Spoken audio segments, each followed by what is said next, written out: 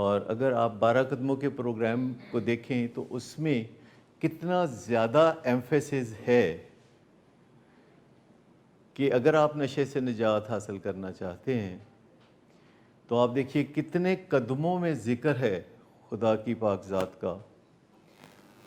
کہ آپ دوسرے قدم میں ہی آپ کو پیغام ملتا ہے کہ a power greater than my self, یعنی مجھ سے بڑھ کے کوئی طاقت ہے جو کچھ کر سکتی ہے، میں نہیں۔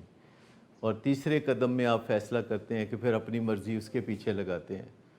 پھر چوتھے قدم میں اپنے کریکٹر ڈیفیکٹس، پانچویں قدم میں تو اللہ تعالیٰ سے کنفیشنز،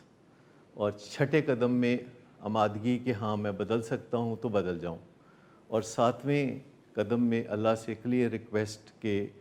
مہربانی کر کے تو میرے کریکٹر ڈیفیکٹس کو ریموو کر دو، اور پھر دوسرے لوگوں سے معافی تلافی کرنا، اور پھر ہر روز اپنی غلطیوں پہ کڑی نگاہ رکھنا اور توبہ استغفار کرنا، اور پھر 11ویں قدم میں اللہ سے رابطہ ہی بنا لینا کہ اس کی مرضی پوچھنے میں آپ کو کوئی مشکل ہی پیش نہ آئے، کہ کوئی بھی معاملہ ہو تو آپ آنکھیں بند کریں، اللہ سے رابطہ بنائیں، بولے کہ اچھا اس معاملے میں یا اللہ تیری مرضی کیا ہے، ٹھیک ہے۔ تو یہ جو کانشیس کانٹیکٹ ہے گاڈ کے ساتھ، اس کے نتیجے میں پھر ایک روحانی بیداری پیدا ہوتی ہے، جو اصل مزے کا تحفہ ہے وہ اس وقت آتا ہے، نشہ چھوڑنے کے فوراً بعد نہیں، روحانی بیداری کے ساتھ۔ پھر کوئی کریونگ نہیں ہوتی، روحانی بیداری آتی تو پھر کوئی کریونگ نہیں ہوتی، کیونکہ روحانی بیداری ایک سیرینٹی دیتی ہے، اور پھر آپ کے دو کام رہ جاتے ہیں کہ اپنی زندگی میں انہی پرنسپلز کو لاگو رکھو، اور جو لوگ ابھی بھی سفر کر رہے ہیں ان تک پیغام ضرور پہنچاؤ۔ روحانی بیداری کے ایکچولی دو پہلو ہیں،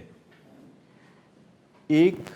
تو بالکل مومنٹری ہوتا ہے کہ کسی ایک لمحے میں لوگ بدل جاتے ہیں، آپ نے سنا ہوگا کہ لوگوں کی زندگیاں کسی لمحے میں ہی بدل جاتی ہیں، اور اس کو ہم اسپرچول ورائٹی کہتے ہیں کہ اللہ نے فضل کر دیا تو کوئی بندہ جیسے چور و کتب بن گیا، جیسے اس کی ساری زندگی ہی بدل گئی اور واپس پلٹ کے کبھی نہیں دیکھا۔ تو یہ تو نصیبوں کی بات ہے کہ اللہ کا فضل کب ہوتا ہے، تو ہمیں اس کے لیے دعا کرتے رہنا چاہیے۔ لیکن ایک دوسری چیز ہے جسے ہم ایجوکیشنل ورائٹی کہتے ہیں، یہ جس میں سے ہم گزرتے ہیں، یعنی ایسی باتیں کرتے ہیں